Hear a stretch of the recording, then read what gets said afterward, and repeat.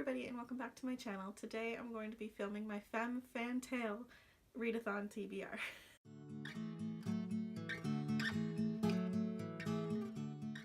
So for those of you who don't know, one of my favorite booktubers ever, one of the first booktubers that I ever discovered and ever started to follow on this platform was Jean over at Jean's Bookish Thoughts. Jean is a classics major. She's she's completing her PhD right now, and I've been following her since she started BookTube when she was, I think, still an undergrad. And I love her channel so much. She does so much on classics and Greek mythology and like school related content, that kind of thing. So if you like her, go check her out. I'll leave her link down in the description below. But she's hosting her first ever readathon and I'm so excited. I very much last minute decided I was going to participate in this. It is the Femme Fantail readathon that she is hosting with Jill over at the Book Nook. I'll leave both of their channels down below. But essentially this readathon is just celebrating women writers in fantasy. So that's where the play on femme fatale comes from with the title. I think it's adorable. The readathon is running from March 2nd until March 10th. And she's created a bingo board that I will put up on the screen here and I'll leave down in the description below that you can fill out with all the challenges and different elements that she wants you to include in your books if you can. I'm not going to be reading all 12 books, and the only prompt that I'm missing in this TBR is a translated work, which I'm really sad about, but I'm trying to work with the TBR from like what's on my shelves to try and get through what I've got here. But without further ado, let me just let you know what I'm going to be reading this week. So the first book that I'm going to be trying to read over the readathon is The Queens of Fenburn by Kendar Blake. This is a set of 2 novellas, which one of the prompts is a novella, and this is also YA, so it fits into that. But these tell the story of the 3 sisters from the 3 Dark Crowns series in their first few years as they're growing up together before they get separated at 6 years old. And it also tells the story of their first Seer Queen, or the last Seer Queen, I should say, the last Oracle Queen of Fenburn, in which there was a massive disaster and she ended up killing so many families because she thought they were conspiring against her, I believe. And it caused the entire island to purge all of their Oracle Queens the second they're born. And so it basically is explaining that. And she comes into play a lot in the 3rd one. The Oracles come into play a lot in the 3rd book. So I'm interested to get a hold of this, and I know it's like super short. There are 2 novellas in here, so even if I only read half, I technically have completed the challenge. So this whole thing is 232 pages, so it should be quick to read. The next book that I'm going to be reading for the readathon completes the challenge of a book published pre-2000, and that is The Wizard of Earthsea by Ursula de Le Guin. I got this book back in the summer on loan from one of my professors. He knows how much I love Harry Potter and how much I love fantasy, and so he asked me if I wanted to read this. He thought I'd really enjoy it.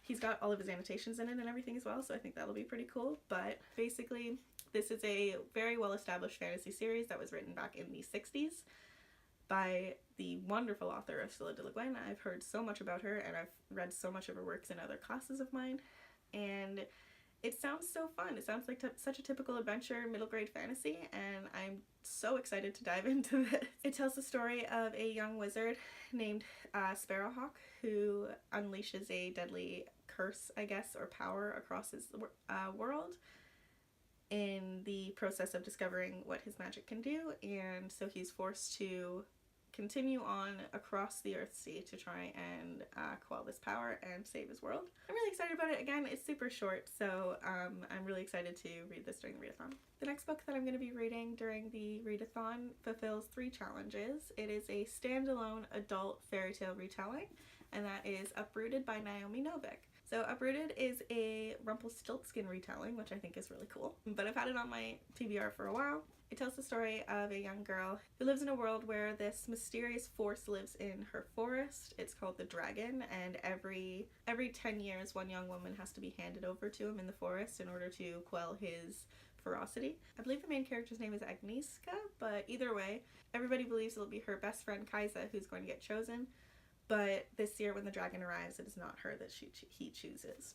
It seems like it's going to be a really interesting retelling. It's got dragons, it's fantasy, it's adult fantasy, which I think it'll be interesting. I haven't read a lot of adult fantasy in a while, except for like the Bear and the Nightingale series by Catherine Arden. But either way, I am pumped to read this. I'm so excited, and I am really, really, really happy that it fulfills so many challenges. The next book that I'm going to be reading during the readathon fulfills 4 challenges. It is a YA inspired by fantasy, historical fantasy that is written by a BAME author, and that is Shadow of the Fox by Julie Kagawa. Shadow of the Fox I talked about in my last haul video, but basically it is a YA fantasy that is centered around a ancient Japanese setting.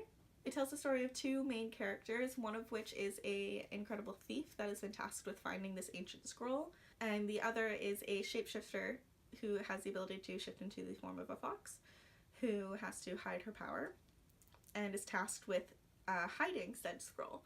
They come into each other's path, and neither of them realize who the other is and what the other's purpose is, but they both are trying to deal with the scroll and the magic that it holds while trying to reach their own ends. I think this is going to be a really interesting book. I'm really excited to read it. I've heard nothing but good things about it, and yeah, I'm very excited.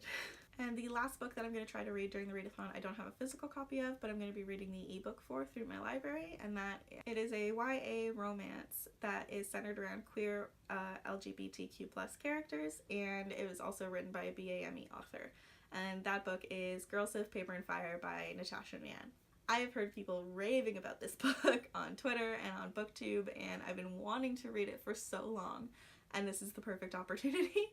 I'll definitely be picking up a physical copy of it because I've been wanting it for so long and I'm so excited to read it, but I don't have one right now. So the ebook is going to have to do. I'll probably be reading it at work. And I'm so excited to read this book. Girls of Paper and Fire tell the story of this world in which every year there are 8 paper girls that are chosen to be the king's consort, and it's the highest honor in their world, but it's also the most cruel. And one year there's a 9th girl chosen, but she isn't made of paper, she's made of fire. And she ends up falling in love while in the palace, but not with who she's supposed to. And I think this sounds incredible. I don't have a ton of information about it, but I'm really excited from what I have read and from the reviews that I've seen, specifically Jess over at Tundra Tome. She's obsessed, and I'm really excited. I trust her opinion, so I'm very, very, very pumped to actually finally read this. I think it'll actually probably be my first read, considering I work this weekend, and I'll have it with me. But yeah, I'm very excited. It fulfills most of the challenges, and yeah. I am going to be vlogging this readathon. I'm so excited. I love vlogging readathons because I always have a good amount of footage, I think, and I think it's really fun documenting such a intense reading period and all of my thoughts as I go through. If you enjoyed this video, please give it a thumbs up and let me know down in the comments below if you're going to be participating in this readathon. I'd love to know so I can follow you guys as well. If you're new here, please subscribe. I put out new videos every Wednesday and Friday, roughly, and I will talk to you guys later. Bye-bye.